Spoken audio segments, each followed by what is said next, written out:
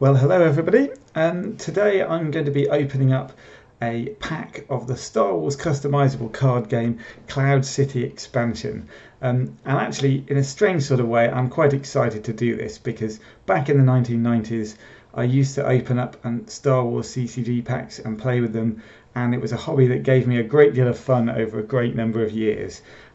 These cards have been in my cupboard for, I suppose now, almost 20 years, lain untouched.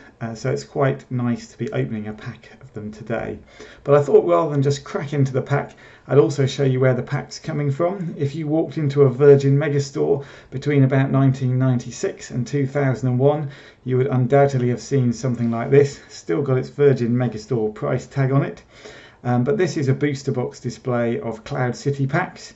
And Cloud City was actually the fourth expansion set for Star Wars CCG after A New Hope, Hoth and Dagobah.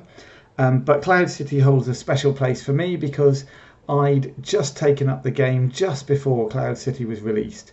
So I was eagerly awaiting this expansion set as the first new set of cards in my sort of playing time of the game. Are these cards valuable these days? Well, not really, because the Cloud City expansion set was published in enormous quantities. It says on the front quite proudly of each pack that it's a limited edition. And I guess that's true, because they don't make them like this anymore. But there never was an unlimited edition. So much limited edition Cloud City pack was printed that there never was an unlimited printing. And even today, if you fancied a pack like this yourself, you can find it as of 2020 on eBay for about £3. So double the price it was from Virgin Megastore back in the 90s, but nevertheless, thanks to inflation, probably pretty similar. Nevertheless, it's kind of fun to open something like that up. So we'll do it.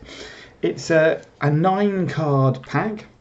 So hopefully in here we've got a rare card, 5 common cards and 3 uncommons, as it says on the back, to add to your Star Wars customizable card game collection.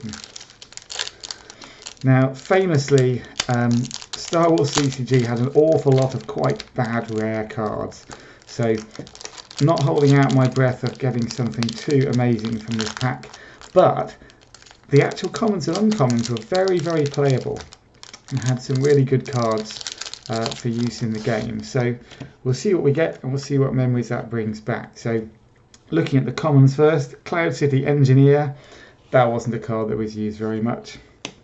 Double Crossing No Good Swindler, again, not a card you saw a lot of. This one actually, a much better dark side card. This actually, ability can make the opponent lose quite a bit of force. So they either have to deploy a new character on their turn or else lose force. That was actually quite a powerful effect potentially. Keep Your Eyes Open, the first light side card. That wasn't such a good one. Path of Least Resistance is not too bad actually. You could surprise the opponent by relocating one of your characters. So that might potentially have been used on occasion. So what's the first uncommon card? The Weather Vane. That's pretty rubbish. You wouldn't be using the Weather Vane for very much. Very memorable sequence in the film Empire Strikes Back.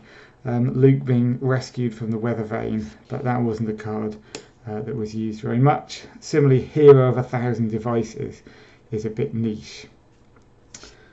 Now actually,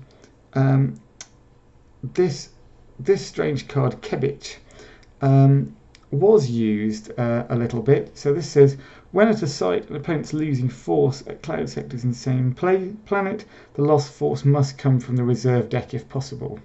And there were some decks that played to make the opponent lose force from clouds, and it was always quite nice to lose force from your hand when you knew what you were losing. This forces the opponent to lose that force from the top of their reserve deck.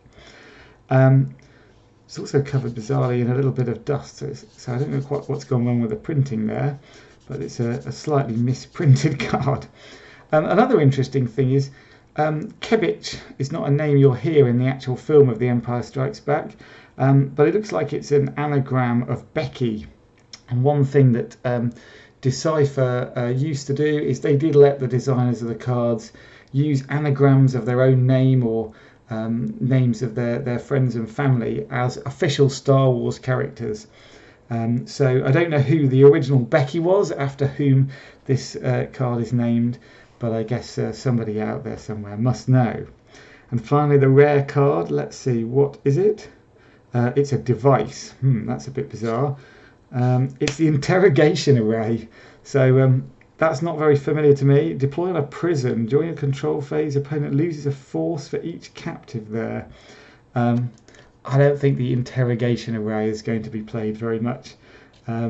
But nevertheless, that is very typical of Star Wars CCG. Getting main characters from these packs was always very hard work. But at the same time, if you open this pack, I think there's certainly a few cards there that you'd find yourself playing. And it's just pretty fun, to be honest, to open up a pack after all these years and remind myself of some of the stuff that's in there. So hope you enjoyed that, and keep on enjoying Star Wars CCG.